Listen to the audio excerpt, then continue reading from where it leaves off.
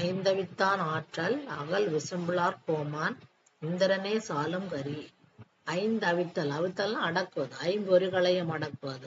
வாய், மூக்கு, கண், காது, மெய்ங்கிற ஐம்பொறிகளையும் தன்னுடைய புத்தி பலத்தால் அடக்கக்கூடிய துறவியினுடைய ஆற்றலுக்கு அகல் விசும்புலார் கோமான். அகல்ன்ற விசும்புலாங்கிறது தேவலோகம், கோமான் தலைவன், தேவலோகத்து தலைவன் இந்திரனே சாலும் கரி தகுந்த சாட்சியாக இருக்கான்.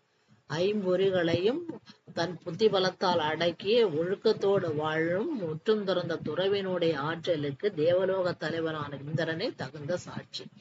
இதுக்கு ஒரு கதை சொல்லுதாங்க. என்ன கதைன்னா அகலியை கதை. அகலியங்கிற ஒரு பெண் பேரழகியா இருக்கா. அவ ரொம்ப அழகா இருக்கனால எல்லாரும் அவளை திருமணம் செய்து கொள்ளணும்னு ஆசைப்படுது.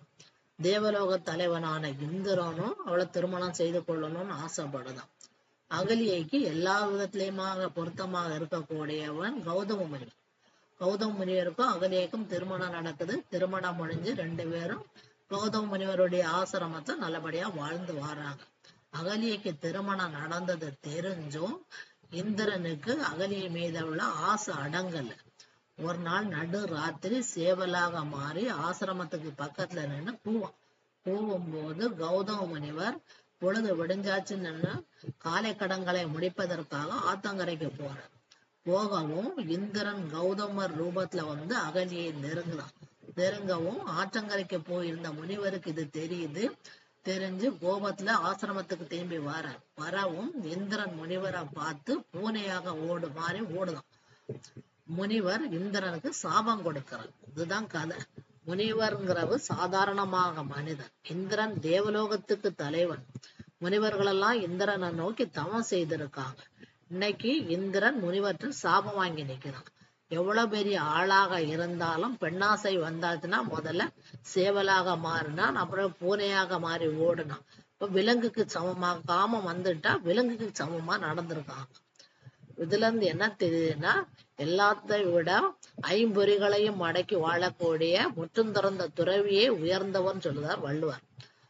இந்த வித்தான் ஆற்றல் அகல் விசும்புலார் கோமான் இந்திரனே சாலும் கரி.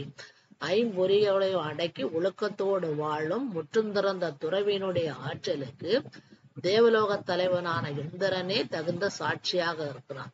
பொருள் ஐந்தவித்தான், 5 புலன்களின் ஆசைகளையும் அடக்கியவன் துறவி. ஆற்றல்ங்கிறது சக்திக்கு, அகல்ங்கிறது பரந்த, விசும்பு தேவலோகம், கோமான் தலைவன், இந்திரன் தேவர்க்கரசன், சாலுங்கரி தகுந்த சாட்சி.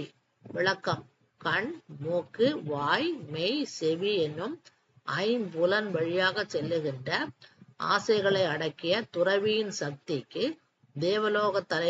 பரந்த தேவலோக தலைவனான இந்திரனே தகுந்த சாட்சி.